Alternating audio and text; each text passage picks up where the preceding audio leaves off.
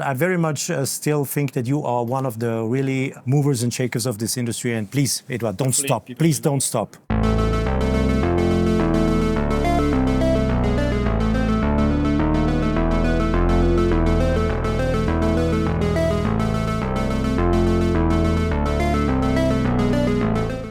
Welcome or welcome back to WatchAdvisor on YouTube, where the watches are the stars. We're coming live from Watches and Wonders 2025, and today with me the star is Edouard Meilland, the CEO of H. Moser & Company. Welcome, Edouard. Thank you, Alexander. Before we start on the new watches, can you just answer two questions that came from my community? I'll try. You try. Why is H. Moser engaging in Formula One? You are such a successful micro brand, and you're entering a universe that is, I don't know. It's pretty hype at the moment around Formula One. As we see here at Watches and Wonders, there's 5 Formula Ones visible? Yeah. Brands brought them. No, I mean, to be honest, the Alpine brand reached out to us and said, we're looking for a brand to work with us, a premium luxury brand, because they want to go up with their Alpine brand. It belongs to the Renault So it was Group. the other way around? Yeah. Actually, the owner, well, the CEO of Renault Group is a fan of independent brands. He likes Moser. Okay, then everything. But that's not the reason why we did it. Because at first I was like, why? Why would we do this? To be honest, there's a few reasons. Of course, brand awareness, like getting our visibility is important. Yes. But it's not the main reasons we're doing this. There's two reasons. One is customer experience. We realize that through Formula One, we have the option to bring a lot of people to Grand Prix. We have the option to bring people to Scandinavia to drive on ice, Alpine cars. We have experiences where we bring people to learn how to drive a Formula One. These are amazing experiences that we can bring to our customers. Last year we brought about 500 people to the races. It makes us much closer to our community, brings people together. And to be honest, the people we brought there, they're like friends now, because we spend a weekend together. We have a great experience together. And we try, thanks to Alpine, to do things that our customers, they could buy an access to a Formula One paddock. But we try to go really behind the scenes, meet the drivers, meet the engineers, and kind of have this unique experience that you wouldn't have. Doesn't matter how much money you have.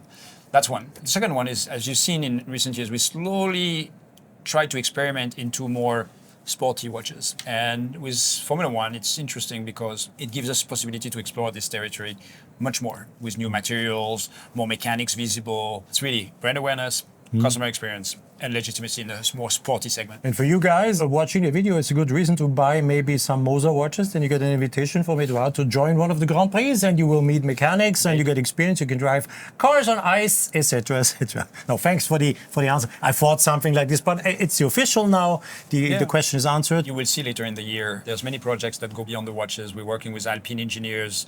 They're using our engineers to develop things. So you might understand better how close this relationship is as we go across 2025. There's a lot of projects that go beyond the traditional mechanical watches that we have here. Oh, good reason to come back, and I'm looking forward. Yeah. I always like to be with you. Second question is, and some of the answers are already on our table here. If people say to me, how far can Moser still push the limits in being non-branded and minimalistic? You just. Good question. Yeah, it's a very good question. When I see these watches, I'm asking myself, how far can you still push that thing? It's a philosophy. I mean, not everything is to be as extreme as what we're going to see here, or like the Vanta black dials or stuff like that. But it's an artistic take. I like to look at Moser as a brand that has a soul, has a culture, a philosophy, and we try to explore like eras, a little bit like a Picasso would have different eras. There's the blue era, there's those. And Moser is very similar in the sense that we try to think a little bit out the box and say, what is of inspiration right now? What would symbolize where we stand right now at this moment? But minimalism is something that stays. Maybe in contradiction to the approach of traditional watchmaking, which is try to make watches look as complicated as possible because it fetches a higher price. We try to go the other way around and try to think, what is the essence of that function, this complication?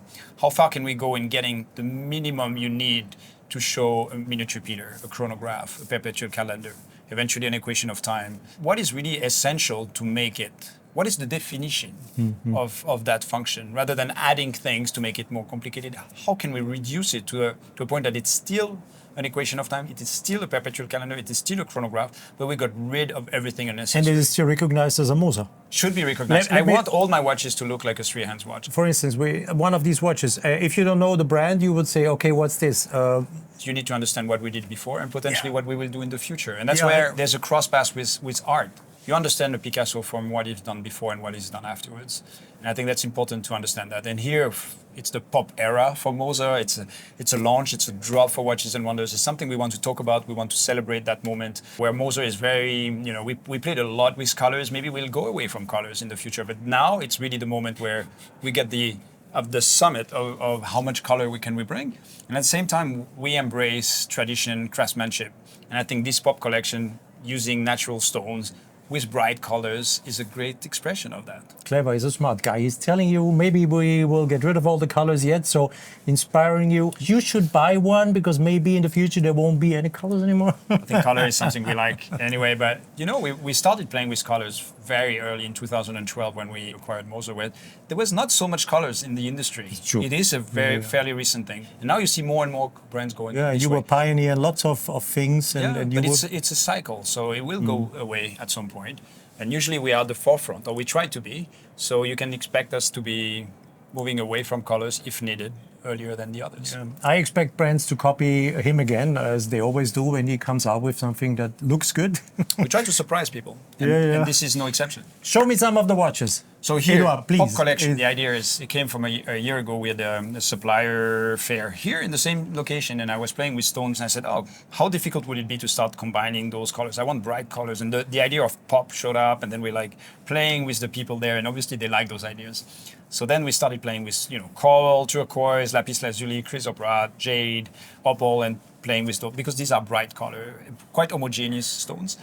And then the idea was like not to do one piece, but to make a collection, which is like a little bit the pop art era. Remember like the banana or the Campbell soup? Yeah, of course. Where you have all those different colors. Yeah. That's what we try to represent here. It's the launch of the fair for us in terms of communication. We have a cocktail party every night with a cocktail for every watch, with a lot of colors everywhere. And that's something we're going to take around the world to make our friends a community with something special to show them. Not only this, but the entire collection. So if we look at some of the watches here, this beautiful small second, limited to 28 pieces. The main color here is a turquoise stone from Arizona with coral. Coral is not something that many people use. We tried to find other orange stones, but there are not many as vibrant as this. Rolex has been using coral in the past. A little bit. You need a sight test, makes it very difficult. Yeah. It's all on the 201 movement, our new automatic, and in 38 millimeter in steel. On an ostrich strap with the matching color of the small second. Here we have the opposite. It's a tourbillon, 40 millimeter, coral being the main color with the turquoise around it. Here it's our 805. It's a double hairspring tourbillon, 40 millimeter in steel. You see the beautiful movement at the back. Then we go in another color combination. We have the chrysoprase lemon, which is the main color, which comes from South Africa, with lapis lazuli from Afghanistan.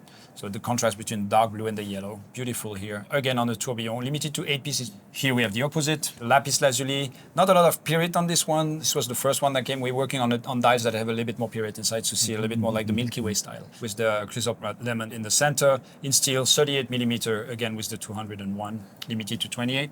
I don't have the jade with opal. I have the opal with jade here, so a lot of pink. Beautiful opal from Peru. Difficult to find that stone. And then the Burmese jade, which is one of the most beautiful jade out there. And the combination of those two is very beautiful. And then again with the 805, which is our double hairspring manufactured tourbillon in 40 millimeter in steel. We also have minute repeaters. We made one of each. Minute repeater. Unfortunately, I don't have one here. Nothing you should worry about. I'm happy to discover this. And once again, people watch closely what he's saying and what he's showing you, because we will see those watches in the next years coming from other brands, I'm so sure. And this is why he's saying, okay, maybe we go away from the colors. Let me interrupt this video for a short moment, please. We need you to join our community on our website, www.watchadvisor.com. You can now discover more content. We are going to create forums. We have discussions. You can share stuff. You can come in discussion with me. We're going to present you more insights, more in-deep videos, more in-deep information, and so on and so on and so on and so on. It's all about watches. WatchAdvisor is the name. I am the WatchAdvisor. You know that. This was the reason I'm interrupting this video, and now enjoy the rest of it.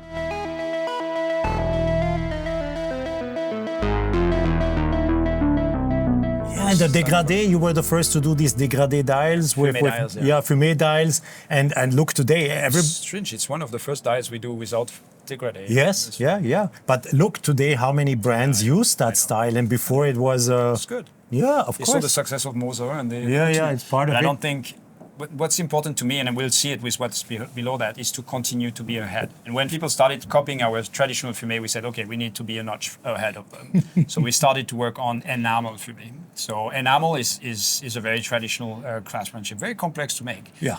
You need to find the right pigments, mix them. And to make a dégradé, you need different pigments. Here, for example, in this beautiful... And if you do an error, you do everything from scratch. Exactly, you start again. It's 50% So we have a gold plate hammered, and then we have 6 pigments. This is the most complex enamel dial we do. Usually we have 3 to 4. This one we have 6 pigments of violet. How often lila. does it go into the oven? 17 times. 17 times. Each time it can break. And you know you need a counter MI, so at the back you have a dirty MI to compensate the tensions on the dial. And yeah, beautiful, one of the most beautiful, vibrant dial we have here. It's in steel, double hairspring, 40 millimeter with the 201. You can tell it's a double hairspring because we have this signature, which is here, blue escapement characteristic of our double hairspring. Do you have a name for this color or this? No, we didn't. We should name it, actually. Should name it, but we haven't. If it's on the table, I would say purple, but it's kind of a purple. We call it the purple. It's not. We have burgundy, but this is purple. Yeah, but you should probably have your own name on it, huh? Well, we should patent it, trademark. Edouard's. Usually more on the turquoise or blue. So here we have a beautiful, again, enamel dial. So it's a gold plate hammered, amazing. 40 millimeter in rose gold with a blue lagoon dial. Here we have 3 pigments of enamel, so a little bit less complex than the other one, but beautiful dial, very, very bright, a lot of color. It's the first time we use actually ostrich straps with the right color at the back, matching the dials. Yeah, ostrich has a beautiful structure. It's different. I think we've done a lot of kudu, and we will continue. We have a lot of the traditional croco, but this is something new that we like. And once again, there is absolutely no logo, nothing on it. You have to know. None of the watches we releasing this year at Watches and Wonders has a logo. Yeah, some have a transparent logo, but not even at this. Have you ever made a watch presenting prominently the logo on the dial? Historically, yes. Historically, and then slowly we got rid of them. You see, this is how you build a brand. This is the man you need to do this. This is why we are here, and it's not somewhere else. It's a process. Yeah, of course. We like that people recognize now our brand. Actually, there's a logo here, but it's very difficult to see on the watch that you see behind me. This is the Streamliner Chronograph. We have 2 versions. Fortunately, I only have the steel one here with a new type of dial. So we again exploring defumé dials, pushing the boundaries. Here, it's a stamp dial. So we hand engrave a stamp, and then you hammer the brass, and then you lacquer it with different colors. So here we have a beautiful matrix green. Very vibrant. You can see like how it reflects. I'm sure you can see that hopefully in the camera. And here we have on rose gold. It comes with a blue version of that. We removed the big 60. The original version was very sporty. We wanted a version slightly more elegant, and I think it comes across very well. I prefer the one without the 60. Without? Yes. When we launched it was really reminiscent of like the sports watches. All those real chronographs you had for the Olympics in the 60s. But this is really a totally clean and very beautiful dial. And with the beautiful movements, it's the Agenograph. We are partners, we're investors in Agenor, and the Agenograph, which is this beautiful automatic center chronograph. It's a flyback chronograph, but you don't see the rotor because it's behind the dial. Agenor is a Geneva-based company. It's Wiederrecht is son now. Exactly. Jean-Marc Wiederrecht it's a family business like us, and we have close and links. Very, super very happy to work humble with them. and very, very nice people, I have to say. Exactly. So these are the novelties for us for this year. Wonderful. At Watches and Wonders. There might be more surprises. Yeah. This is good to know. Once you are ready with your Formula One stuff, let me know. Shoot me a WhatsApp, short mail, and I'm very happy to present my audience what you are going to do. Stay tuned because there's going to be some amazing things. Again, we can help them with their brand to elevate the Alpine brand for the group. But also, I think they can bring us a lot of things, like in terms of new materials. We're exploring a lot of very interesting things with the Alpine engineers. But also, I think there's ways we can help them, and even the Formula One team improve their performance, and that's what we've been trying to do. And had some interesting ideas, which hopefully will resonate with our audience or your audience. Stay tuned; it's gonna be fun. We keep our fingers crossed, and we are looking forward to meet Edouard very soon for the next presentation. Yeah, you'll be there. I will bring Jorge, my cameraman, and I like, this is the approach I like. You are not just putting a logo on a Formula One car. No, I was anyway, pretty sure. Our logo is so difficult to read that at 300 kilometers per hour, nobody can see it. So that's what I told them right away. I said, guys, if you want just to put our logo in there. It's not interesting for us. Of course, that's not what we look yeah, for. because It's really other things, experience, partnership. and you are for sure not the biggest logo on the car. There are bigger logos of the main And they sponsors. usually have capital letters. Ours is like yeah. is since 1828 the same. And I very much still think that you are one of the really movers and shakers of this industry. And please, Edouard, don't Hopefully stop. people Please will don't like stop. Guys, thank you for watching another Thank video you, on everyone. WatchAdvisor on YouTube. Edouard Mellin, the superstar of this video, and of course the watches. Bye-bye, and see you Bye-bye. soon back here on our channel. Bye, you. guys.